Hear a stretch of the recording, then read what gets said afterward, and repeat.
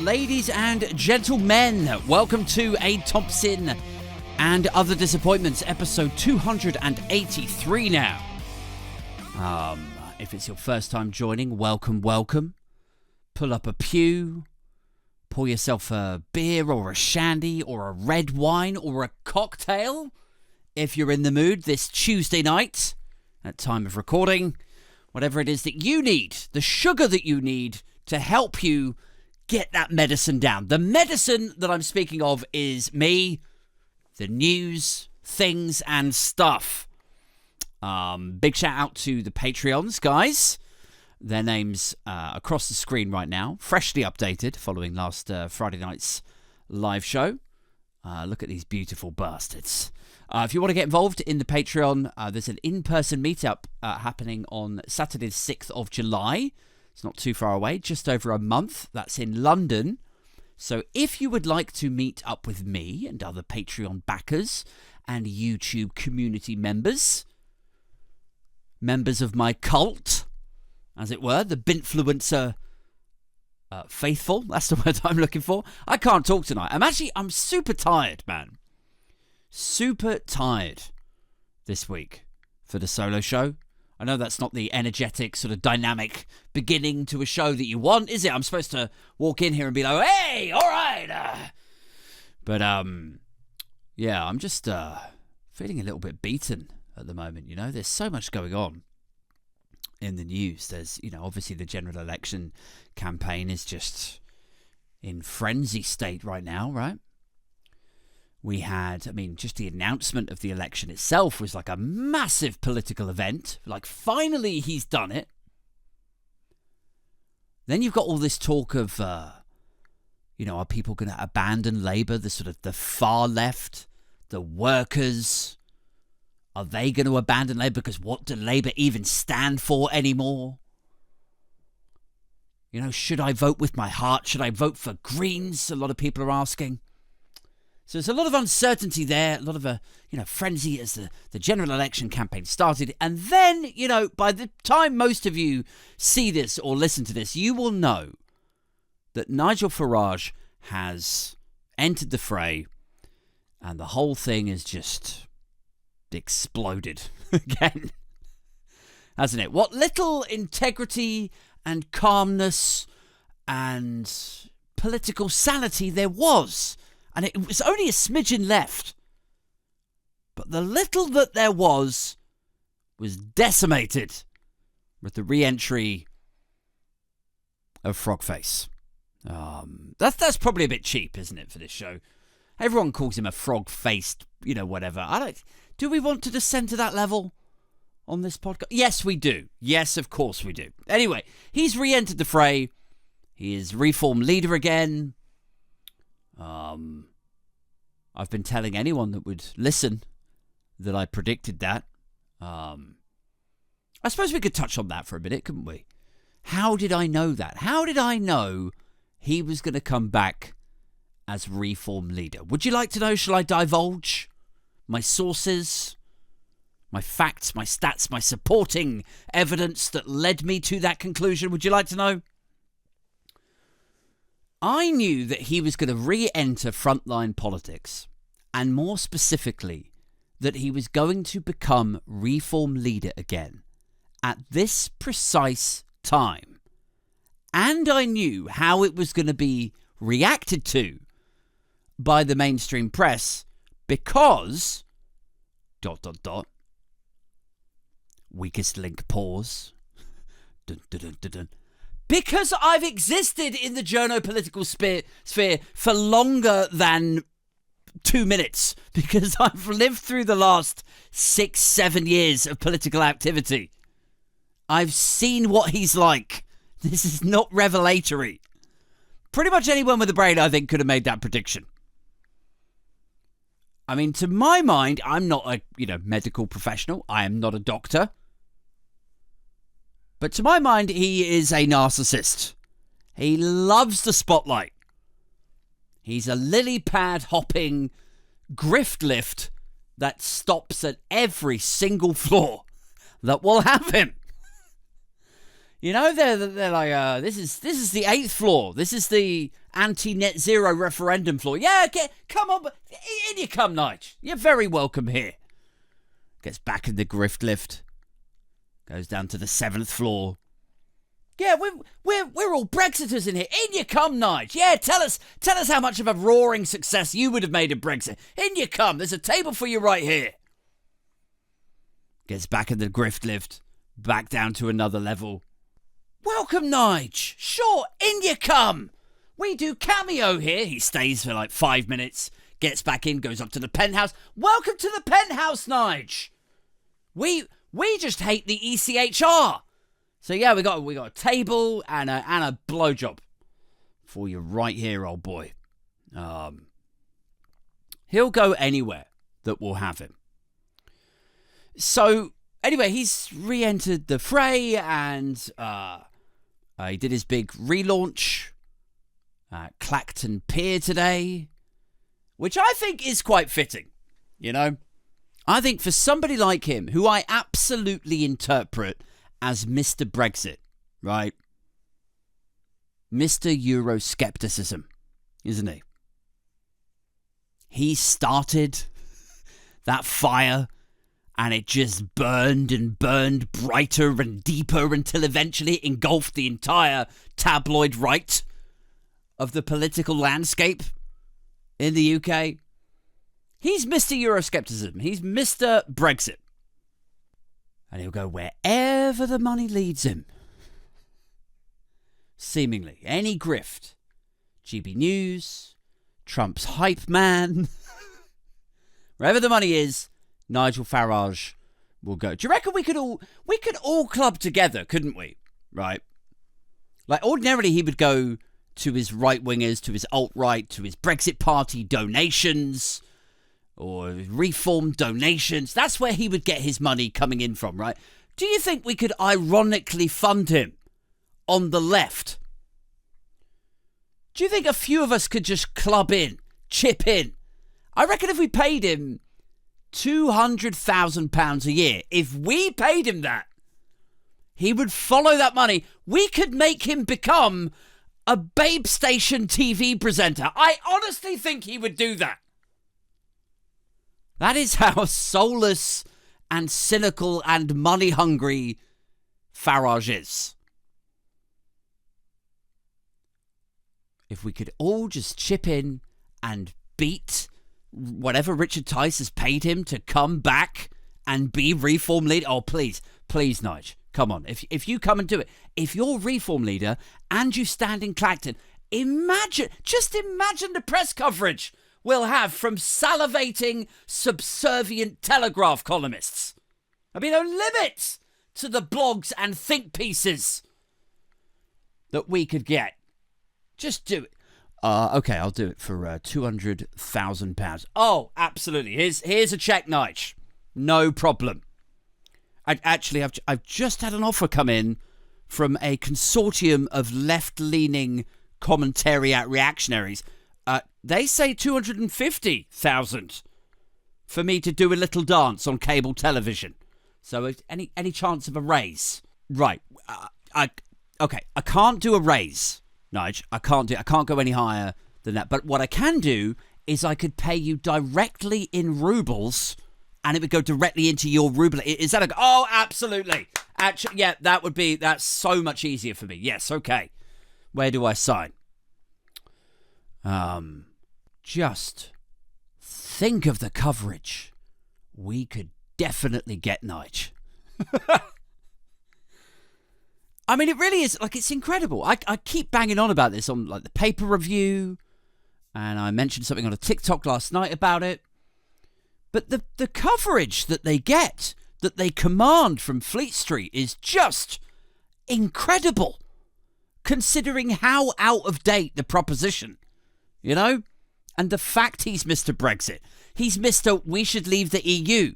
That's going to solve all of our problems. Then it was, we should leave the single market and the customs union. It's got to be harder and harder. And it's made life harder for everyone in the UK. What was it Emily Maitlis said on the newsagents? Every household, on average, is about £2,000 worse off as a result of Brexit. Then we got the teaching recruitment crisis, the nursing crisis, the doctors recruitment crisis. We've got agricultural challenges. You can't find the fruit pickers. You've got any industry. It's harder to hire people now. Everything's gotten shitter as a result of Brexit. So that whole thing that he was selling in 2016, to my mind, is like, how could that possibly work now? That genre is expired. It's done. He's like a snake oil salesman, but the snake oil has gone off, so even the people looking at him should be like, whoa, it's fucking weird. I mean, I'm not into snake oil at the best of times, but I'd like it to be in date night. But yeah, I mean, to my mind, it's just done. When Brexit became a disaster, then that snake oil was sort of removed from the political shelf, if you like, from the shop window, to extend the metaphor.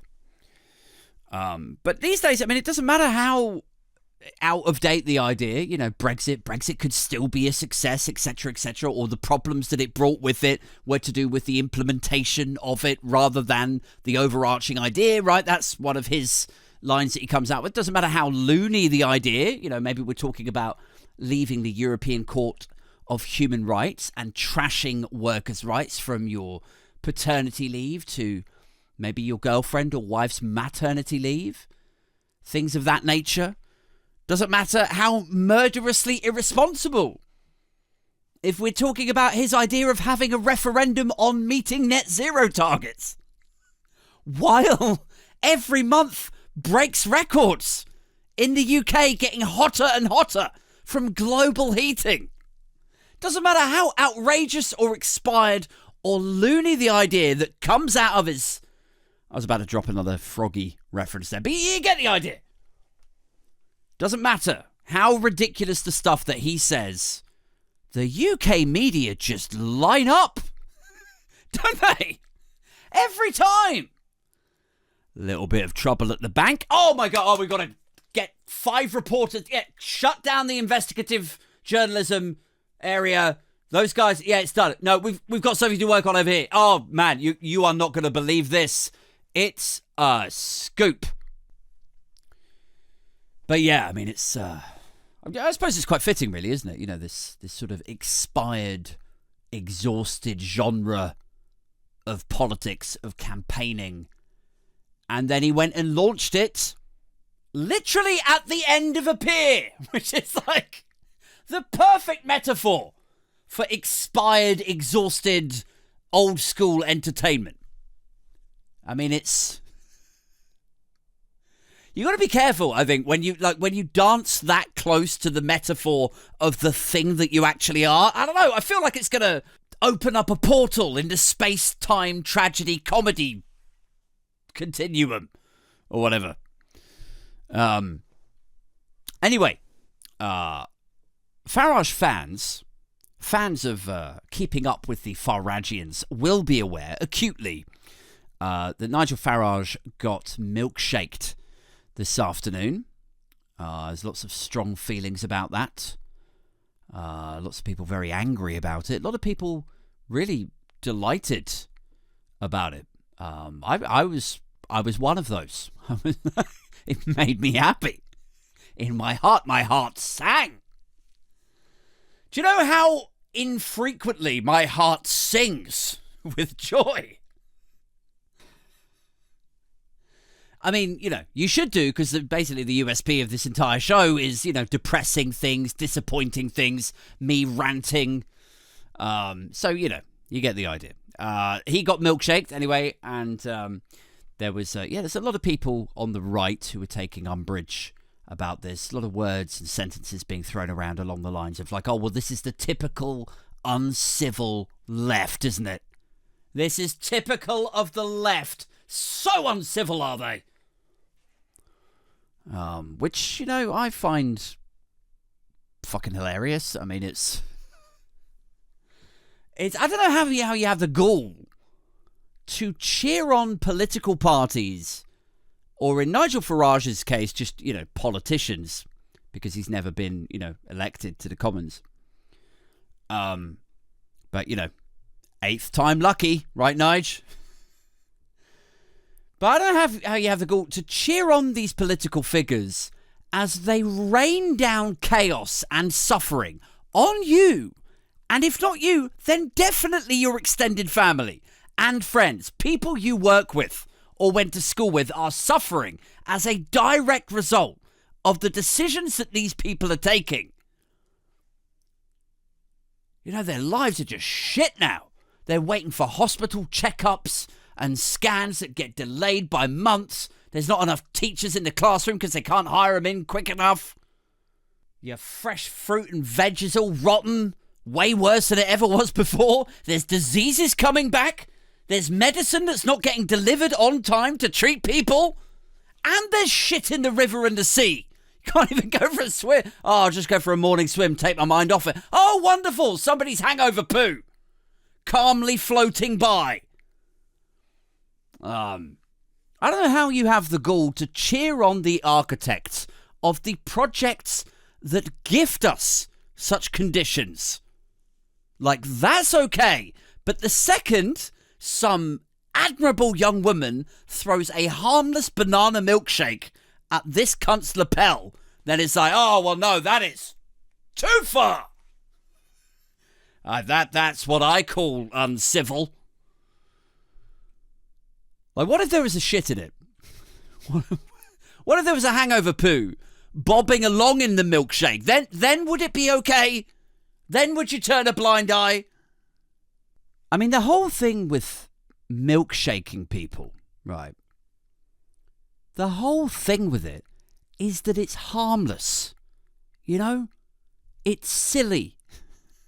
It's a silly, entirely washable liquid that the worst you can expect if you are an alt-right or far-right political figure in the UK and you get a liquid thrown at you, the worst that you could expect is that you take it back to the dry cleaning and they go, yeah, it's actually been really difficult to get out. I don't know if you want to take it to someone else. That is the worst case scenario for you as a right-wing political figure. The worst case scenario for left-wing political figures, this is what wilds me out, man, is you had, like, supposedly, like, superficially credible newsy figures this afternoon saying, like, you know, it's not that long ago since David Amos was murdered. It's not that long ago since people have had life-changing injuries from liquids being thrown into their faces. I don't need to tell you lot why this is so serious. And I'm like, but when right-wing figures get something thrown in their face, almost 100% guaranteed is going to be a fucking milkshake. Because it's silly, and it takes them down a few notches. And because typically left-wing activists are actually pretty fucking intelligent. Right-wing activists, nail bombs, and stabbing MPs while shouting Free Britain or Britain First or whatever. That's the difference. If you're a right-wing politician, you get a milkshake. If you're a left-wing politician, you might fucking die. Oh, I don't need to tell you about the, the scale of political violence, right? No, you don't! You truly don't. So yeah. Anyway, look, there was a lot of bullshit comment and opinion coming out this afternoon about this stuff. A lot of weird judgment. I laughed my arse off this afternoon about it. I said, I don't think they have a right after doing this to the country and that to the country and increasing people's suffering, these people over here in these conditions, all of this is really uncivil. And then they get to stand on a pedestal or on their moral high horse criticising the left when the left finally snap and do something as harmless as toss a milkshake. Is like, nah, not having that at all. Truly, go fuck yourselves was the end of my tweet. And somebody was like, see, always with the vulgarity over on the left, aren't they? Always with the vulgar language. I had an interesting exchange with somebody actually on my TikTok. I did a TikTok the other night, and I uploaded it to YouTube actually also. about, dear reform voter, like, why would you actually vote for reform? And I basically dismantled all of the reasons that people come out with when they say they support Tice and Farage. And I suppose the crux of it really was like, they say that it's all about immigration. And so then why did they say immigration? Oh, well, because it puts pressure on public services. But then why would you trust them with the public services over Labour, who are more ideologically aligned with protecting public services, whereas right-wingers typically, traditionally, don't really give a shit about public services. And we know that, like, after the last, 14 years of just austerity, slashing them, outsourcing them, selling them off. So why would you continue to run to people like that? And there was some other stuff in there about, like, Britain is full, but actually it's not. And anyway, I got in this exchange with this guy. And it was fascinating because it was like I had clearly laid out in this video the reasons that people say that they vote for reform. And then I had gone like a level deeper and dismantled every single one of them.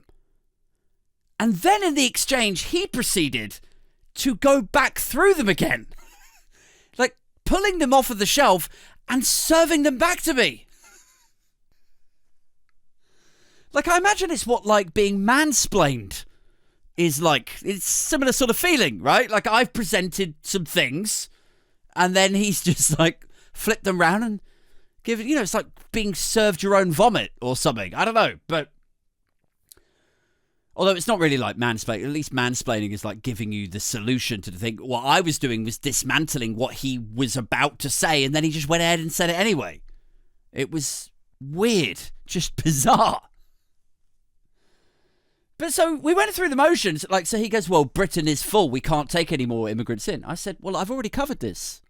Like, did you watch the video? Or, I mean, was it that boring? Did you lose interest? Like, I mean, you can tell me that. I'll totally that's probably your one get out now with this, is just to tell me that I was boring. That I would still accept.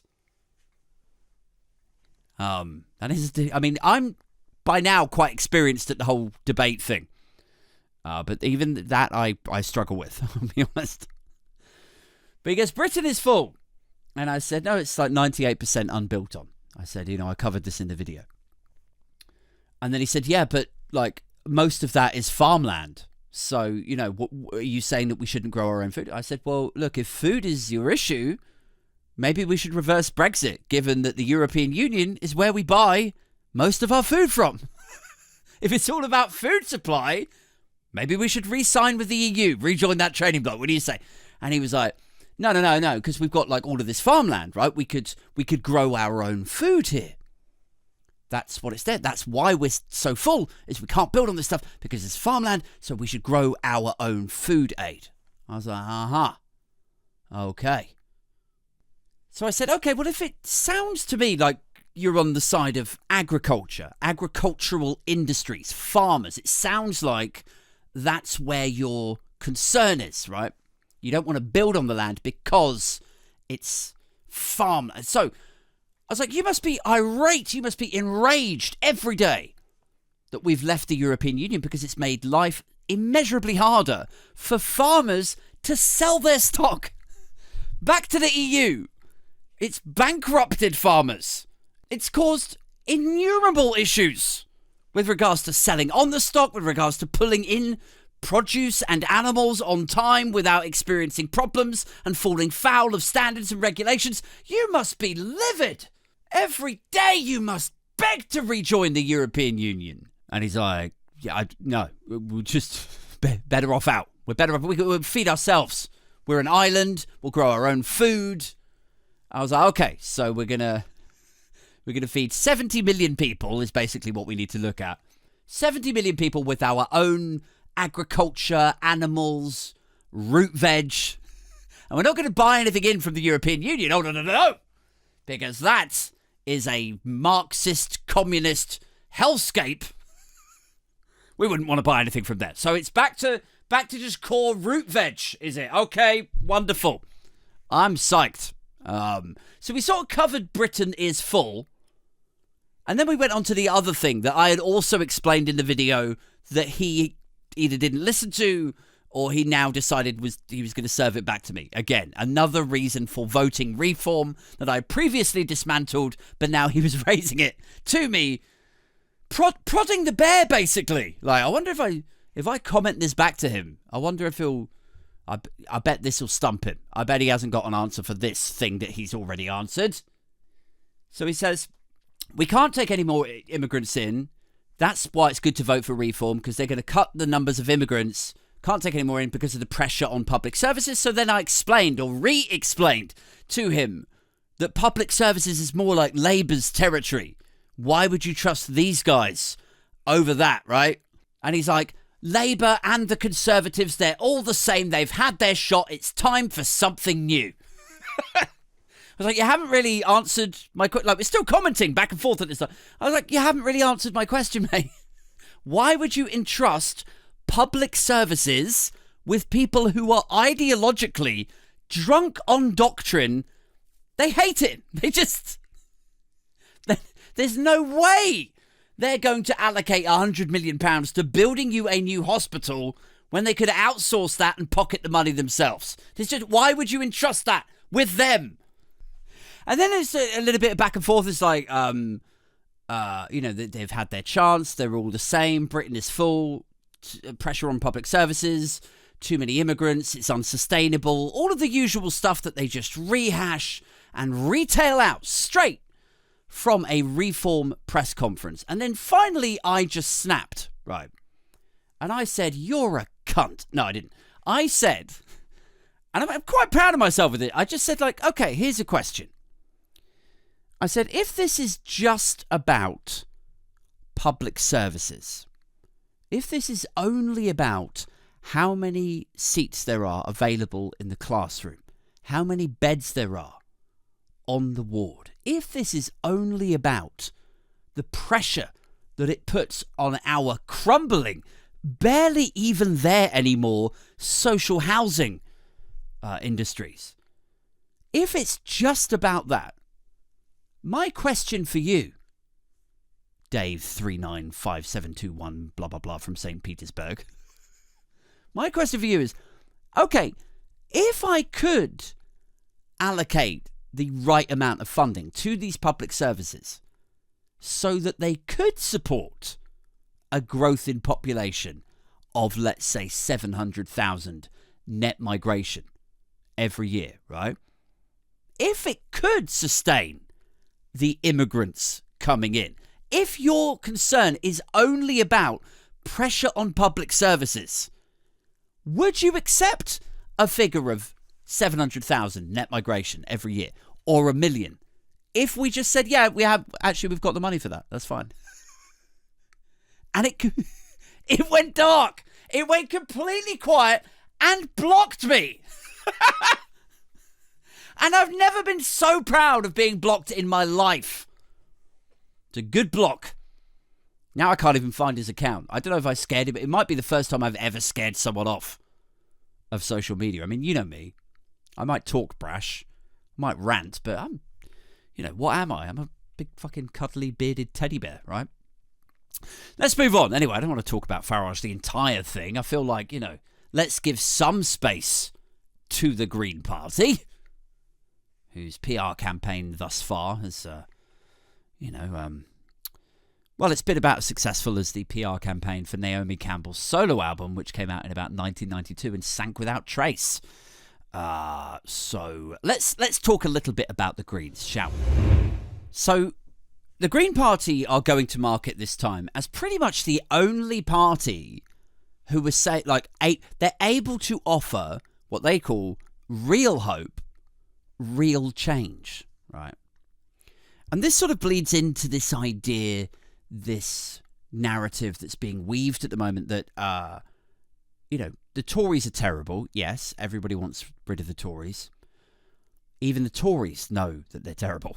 Many of them are refusing to campaign. They're like, why would I cut my holiday short for this? I know I'm out on my arse. I'm not going out doorstepping. I don't know if you guys saw Johnny Mercer's video about him doorstepping around Plymouth. And I think he's forecast, it's on a knife edge. It's like 1% margin or something that guy Fred. I forget Fred Thomas, is it?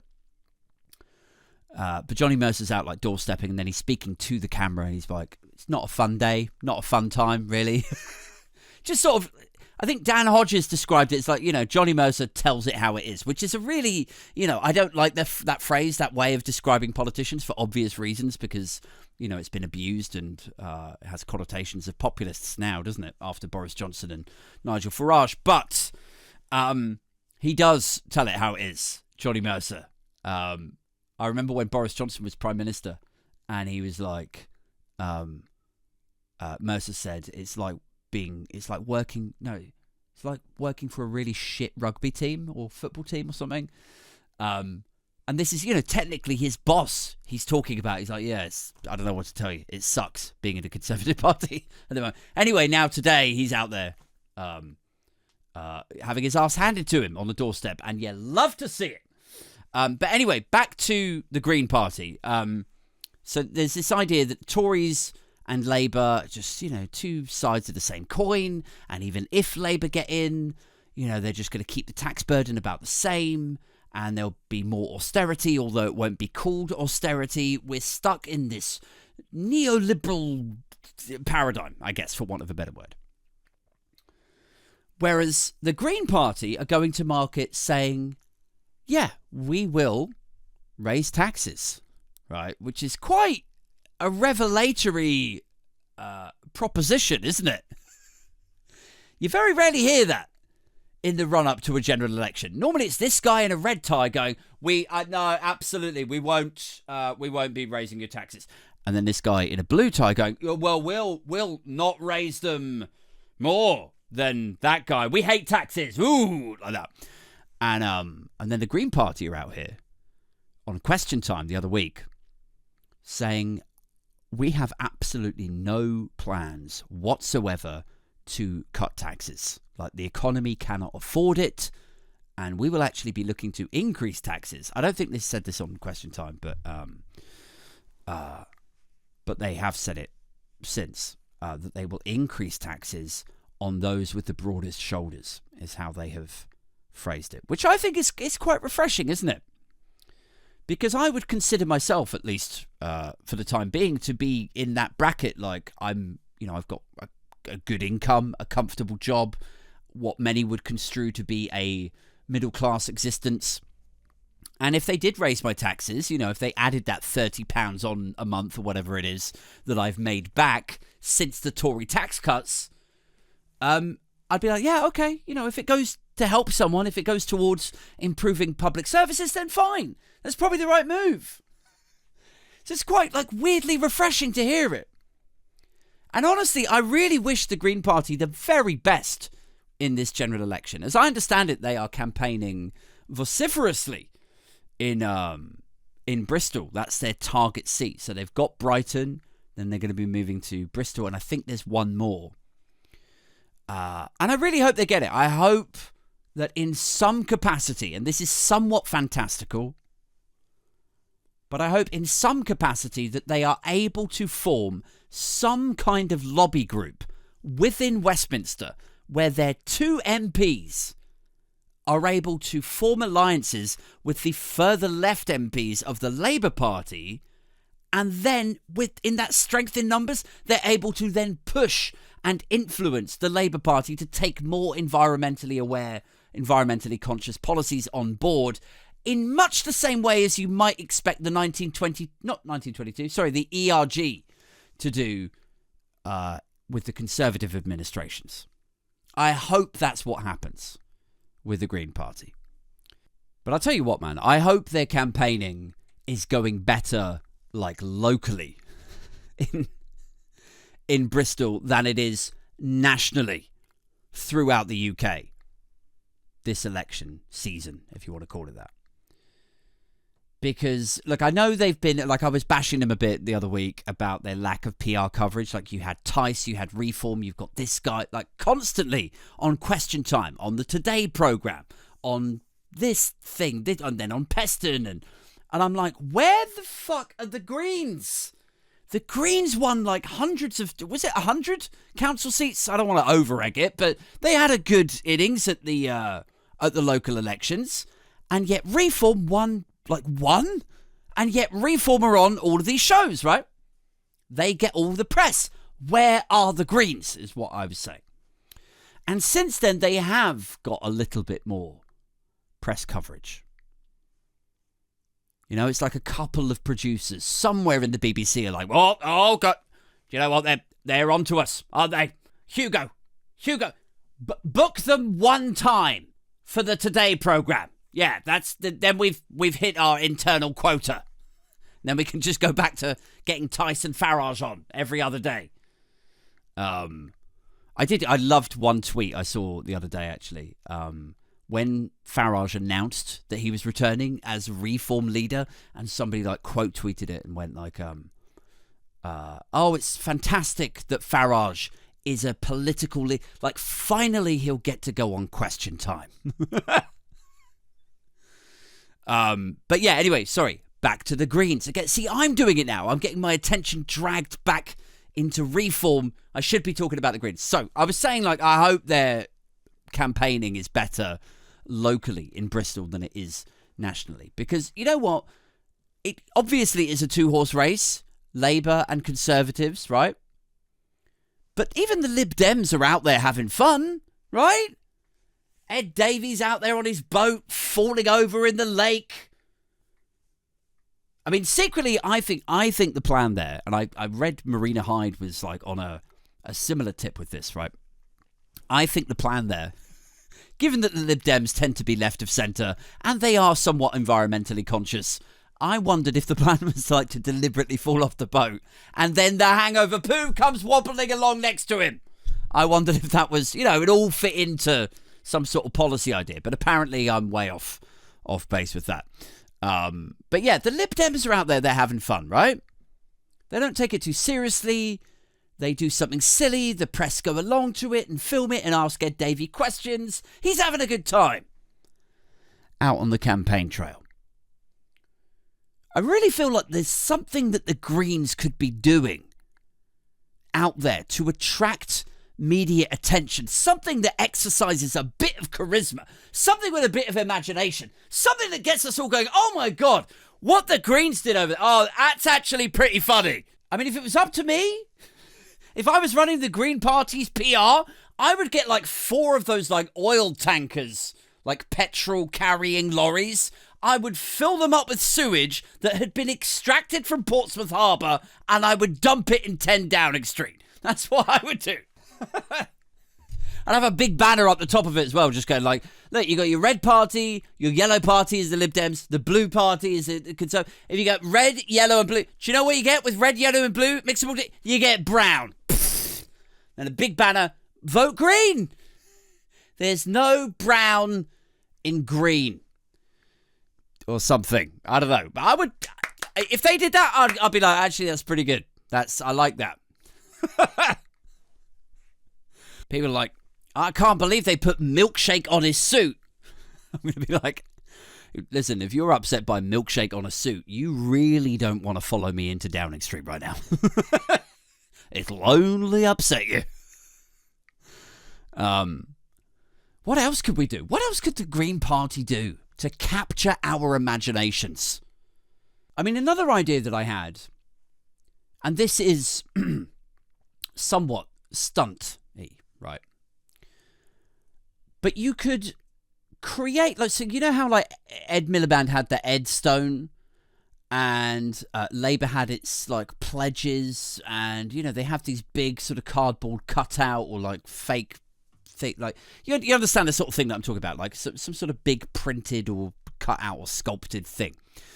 And I think if the Greens are looking to raise taxes for wealthy individuals and corporations, really clamp down on corporate tax avoidance, I think a really cool thing to do would be to write out invoices for the big offenders, people that we know are not playing by the rules, people that probably owe the Exchequer, the Treasury, 300 to 500 million pounds each, and there's so many of them.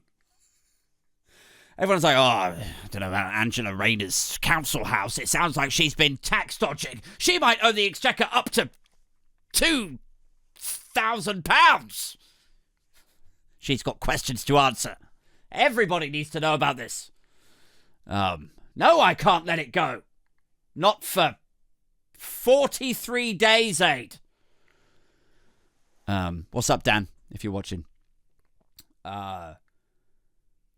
But yeah, I think if they created like giant invoices and mounted them outside corporate tax avoiders, like, I don't know, let's say, I mean, the infamous example is Starbucks, right?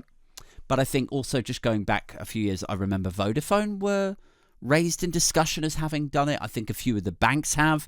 The Mail Group, the Daily Mail, famously are owned by a parent company that is based in Bermuda. They offshore all of their profits there.